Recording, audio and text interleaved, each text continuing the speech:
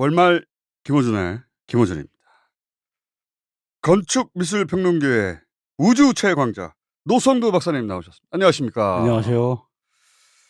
자, 곰브리치가 주로 실려 나가다가 내국인이 실려 나가고 있는데 오늘 실려 나갈 사람은 내국인입니까? 외국인입니까? 둘 다 있습니다. 자, 오늘도 앰뷸런스 방송 삐뽀삐뽀 출발해 보겠습니다. 오늘도 예고된 대로 원근법 한 번 더 하는 거죠? 원근법이라는 게 이제 회화 기법이다. 근대적 인간의 탄생, 그러니까 새로운 비전을 제시했다. 뭐 여러 가지 얘기들이 있는데요. 원근법은 이제 기본적으로 그 수학 기하학에 이제 기반해서 이 3차원 공간을 2차원 평면, 그렇죠. 그림에다가 이렇게 담는 기법이잖아요. 그러니까 저는 그동안은 이제 가까운 건 가깝게, 먼 건 멀게 그리는 뭐 그 정도 수준인 줄 알았더니 박사님한테 듣고 보니까 이게 기하학에 기반한 대단히 수학적인 3차원 모델링 기법이에요, 이게. 3차원을 2차원으로 모델링하는 거죠, 지금. 모델링이 이제 보통 우리가 흙 같은 걸 주물러서 성형할 때 그걸 네. 모델링이라고 그러고, 미술에서는요. 우리가 눈에 보이는 거를 뭐 유리 창문에 이제 달라붙은 이미지 같은 걸 이제 그대로 뺏긴다 뭐 이런 네. 개념. 그런 개념인데 지금. 네, 거기서 이제 한 걸음 더 나가서 이 보는 사람, 수용자들을 위해서 어떤 기하학적인 공간을 새로 이제 그 조성을 하는 게 하나의 새로운 시스템을 제시를 하는 거예요. 한 공간 안에 이제 건물도 있고 뭐 도로도 있고 사람도 있고 있을 거 아니에요. 근데 그 소재들을 하나하나씩 이제 그 모아놓은 어떤 집합 공간이 아니라 그 자체가 유기적으로 움직이는, 그러니까 화가 스스로가 이제 창조자가 돼서 그것을 이제 구성하고 짜내는 주인이 된다는 거죠. 그래서 원근법의 가장 큰 성과 중에 하나를 꼽으라면 소실점이라는 게 있잖아요. 소실점. 소실점은 이제 18세기 개념이고, 그전에는 무한이라고 그랬어요. 무한. 인피니툼이라고 그러는데, 무한을 계산 가능한 영역 속으로 이제 끌어들인 거예요. 무한한 그 물성을 가진 그 회화의 평면 위에다가 무한, 나중에 소실점으로 불리게 되는, 그 이전에는 이제 어떤 신성한 것이었잖아요. 무한이라는 개념이. 그런데 그거를 계산 가능한 영역으로 이제 끌어왔다. 인간이. 그런 점에서 르네상스적이에요. 그거는 엄청난 성과죠. 그죠? 제가 2회에 걸쳐서 이 원근법을 듣다 보니까 이거 박사님한테 설명 듣지 않고 원근법을 이해한 사람은 제대로 이해한 게 아니다. 원근법 제대로 이해 못한 채 이걸 설명했을 거라고 봅니다. 그래서 이제 미술사학의 아버지라고 불리는 사람이 있고, 토대를 이제 놓은 그 연구자들 중에 어머니라고 불리는 사람이 있는데, 어머니라고 불리는 양반이 곰브리치예요. 곰브리치가 미술사의 어머니라고 그러고, 한번 에세이 같은 걸, 글도 좀 부드럽게 쓰고, 또 사람의 마음을 잘 어루만지고 뭐 이런 부분이 있어요. 심리적으로.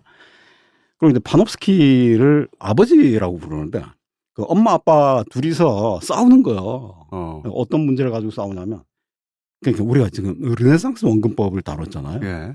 근데 르네상스 시대, 그거는 이제 우리가 브루넬스키다, 알베르타 이름을 알고 있는데, 그러면 그 옛날 그리스 로마 시대 때 고대도 원근법이 있었느냐? 그걸 가지고 이제 싸우는데, 이 곰브리치는 없다. 곰브리치가 틀렸겠지. 그리고 이제 파놉스키는 있다라고 하면서 이제 막 뭐 논문도 쓰고 어마어마한 근거를 막 대고 그랬어요. 지금은 이제 있다는 걸 우리가 알고 있죠. 발굴도 많이 이루어지고 또 연구도 꽤 진행이 돼서. 파놉스키가 이기긴 했는데, 파놉스키는 그런 문제가 없느냐, 약간 비판적으로 얘기를 해볼까 합니다. 그러니까 미술평론계에 서양의 양대 거장이 있는데 한쪽은 엄마로 불리고 한쪽은 아빠로 불리는데, 아빠는 고대에도 원근법이 있었다. 근데 고대에도 원근법이 없었다고 말한 이유도 있을 거 아닙니까? 곰브리치는 이제 무식해서 없다고 얘기한 것 같고, 그 사람은 고고학을 공부를 안 한 사람이거든요. 파놉스키는 공부를 많이 한 사람이에요. 그래서 있는 거는 알았는데, 이 그림을 보니까 뭔가 소실성 같은 게 있다. 동양 미술 쪽에서는 사찰이나 건축물 들어오면 이게 동양에도 원근법이 있었다, 이런 막 주장하고 논문도 쓰고 이런 사람들이 있어요. 어. 그런데 그 눈으로 보이는 실물 작품이 아무리 그럴 듯하다고 해도 그걸 이제 뒷받침하는 이론이 문헌이 이제 같이 존재를 해야 되거든요. 동시대. 네. 이 지금까지 배운 바로는 기하학적으로 딱 맞아떨어져야 되는데 그게 있느냐 없느냐 그게 중요한 거 아닙니까? 맞습니다. 근데 이제 파노스키가 68년인가 돌아가셨어요. 돌아가시고 나서 그 다음에 이제 발굴이 폼페이 있잖아요. 예. 폼페이 서쪽에 오플런티스라는 이제 역시 베수비우스 화산 매몰 도시가 있는데 그 오플런티스에 네로 황제 그 부인 네로가 이제 3번 와이프가 3명이잖아요. 근데 두 번째 부인이 사비나 포페이아요. 그 양반 이제 별장이 거기 있었는 거야. 근데 그거를 이제 발굴을 하는데 파노스키 죽고 나서 그 별장에서 원근법 벽화들이 막 떼져 나온 거예요.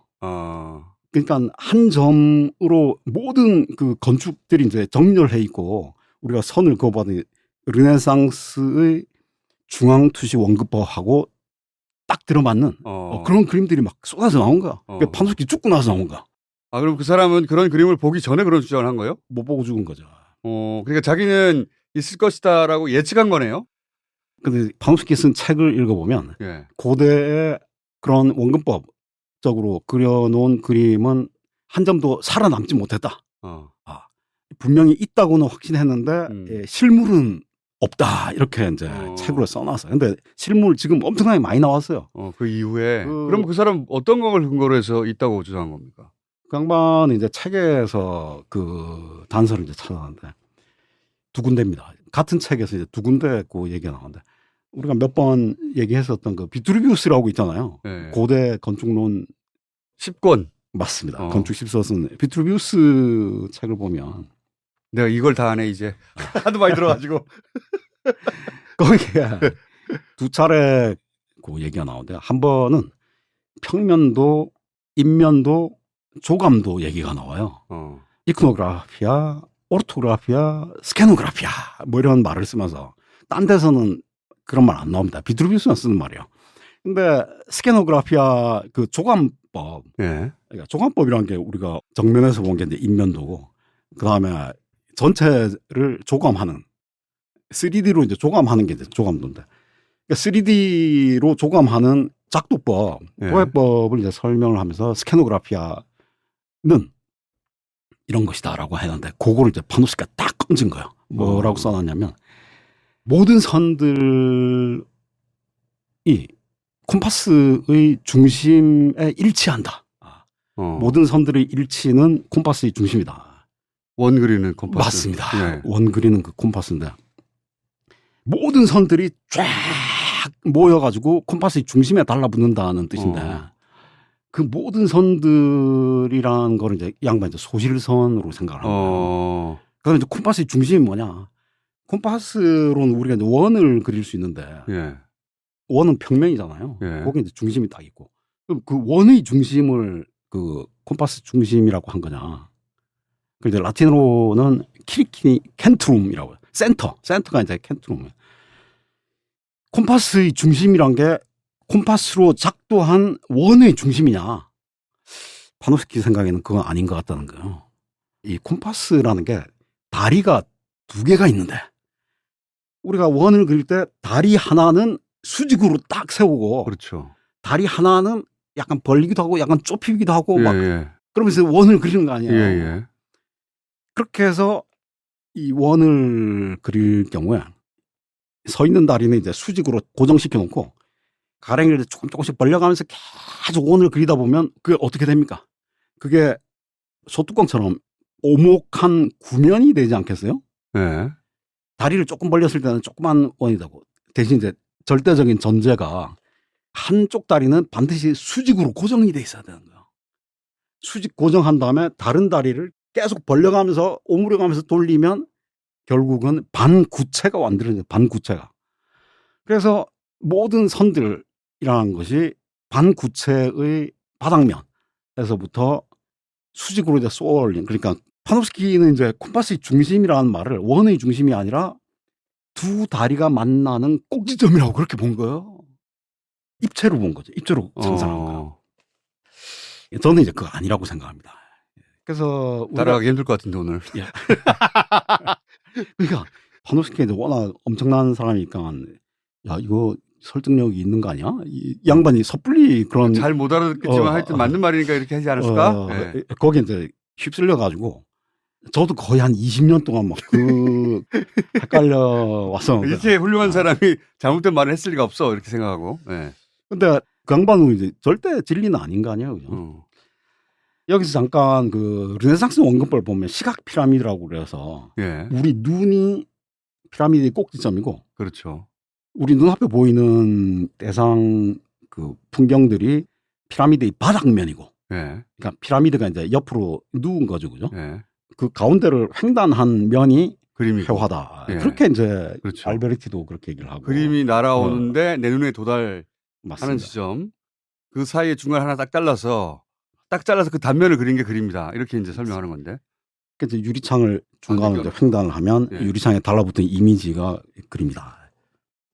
근데 파노스키는 이제 이거를 비트루비우스의 스케노그라피아 콤파스의 중심에 모든 선들이 일치한다. 그 대목을 읽고 어떻게 상상을 했냐면, 야, 우리 눈앞에 시각 피라미드가 아니라 시각 원뿔이 있다. 시각 원뿔 이론은 이제 이미 고대에 있었어요. 시각 피라미드하고 시각 원뿔하고 똑같습니다. 똑같아요. 원리는 똑같은 거죠. 그렇죠. 밑변이 동그라밀 뿐이지. 예. 그런데 중간에 이제 이 가로지르는 횡단면이 예. 르네상스 시대에는 이제 화면이었잖아요. 납작한 유리창이었잖아요. 예. 네모난 유리창. 근데 파노스키는 이거를 이제 오목 공면으로 생각한 거야. 투명한 공면. 투명한 공면으로 보고 그 위에 이미지들이 달라붙는데 이 공면을 납작하게 이제 평평하게 폈을 때 아하. 어떤 문제가 생기느냐. 평면 창문에는 바깥 풍경이 반듯하게 비치는데 오목한 공면 유리창 위에 비친 이미지를 갖다가 납작하게 환원을 시키면 그거는 마치 농구공 같은 걸 갖다가 예. 반 자르면 반 구체가 되잖아요. 예. 반 구체를 갖다가 쫙 칼로 이제 사방을 썰어가지고 납작하게 만든단 말이에요. 예. 그럼 약간 그 우길기 스타일로 막 발기발기 찢어지지 않겠어요? 그렇겠죠. 그래 이제 딱 눌러놓으면 이 사방팔방으로 찢어진 그 한 갈래갈래에 소실축이 존재하고 소실축의 생선가시처럼 소실선들이 거기 달라붙는다는 거예요. 그래가지고 그걸 갖다가 고대는 소실축 원근법이고 그 소실축에 달라붙은 소실선들이 마치 생선가시처럼 생겼다. 그러니까 생선뼈 원근법이라는 그런 주장을 해요. 그 양반이 책에 그렇게 써놓은 거예요. 생선뼈 원근법이다. 고대는 피시그라 페스펙티브다. 이렇게 써놨어요. 상상력은 뛰어난데. 근데 이제 저는 어떻게 보냐면 파노스키가 콤파스 얘기를 하기 직전에 어떤 얘기를 쭉 풀어놓냐면 인간의 안구 말이야. 안구. 눈알. 예. 눈알이 이제 달걀 껍데기처럼 오목하기 때문에 우리가 어떤 대상을 바라보면 대상이 안구 중앙, 망막 중앙에 비치는 부분은 반듯하지만 이 언저리, 가장자리 쪽에 달라붙는 이미지는 휜다는 거예요. 왜곡된다. 앞에 이제 큰 건물이 있는데 큰 건물을 제가 딱 정중앙을 초점을 맞추고 정중앙을 딱 봅니다. 눈동자 움직이면 안 돼요. 딱 거기 고정시켰어요, 지금. 고정시킨 다음에 건물 윗부분도 있고 옆부분도 있고 아랫부분도 있을 거 아니에요, 그죠? 그렇죠. 그런 부분은 어렴풋하긴 하지만 휘어 보인다는 거예요. 윗부분도 휘어 보이고 옆부분도. 그래서 이제 듣기로는 그럴듯한데. 듣기로는 그럴듯하죠, 그죠? 예. 그리고 실제로 그렇습니다. 그게 어렴풋하지만 살짝 휘긴 휘어요. 근데 이제 거기에 두 가지 문제가 있는데 어떤 문제가 있냐면 첫 번째로는 우리가 건물을 보든지 아니면 그 건물을 그림으로 재현하든지 간에 건물 중앙에 일단 초점을 맞추고 건물 중앙을 그린단 말이에요. 예. 그다음에 건물 꼭대기를 그릴 때는 어떻게 그립니까? 눈을 다시 건물 꼭대기를 올려다 보면서 그리는 거 아니겠어요? 그렇죠. 건물 중앙을 뚫어지게 딱 고정시켜 놓고 그거를 희미하게 그렇게 그리지는 않는단 말이에요. 그렇지. 건물을 볼 때도 그렇지만 사람들이 이제 그림을 볼 때도 이거 건물 반듯하게 그려졌네? 뭐 그렇게 해서 얘기를 하지. 왜 중앙에 초점을 맞출 때 가장자리가 희미해지는 걸 왜 이렇게 또렷하게 그렸어? 뭐 이런 식으로 시비 걸지는 않잖아요. 그래서 그 얘기를 이제 한참 하다 보니까 이 양반이 시각 피라미드 또는 시각 원뿔의 단면을 자르는 횡단면을 오목공면으로 이제 헷갈린 거야. 제가 보기에는 완전 헷갈린 거야. 그러니까 이 안구가 휘어져 있으니까 그 원근법도 그런 식으로 맞아요. 만들어냈을 것이다라고 상상했구나. 그래가지고 이제 생선뼈가 나오고 막 난린 거 아니야 지금. 근데 두 번째 문제는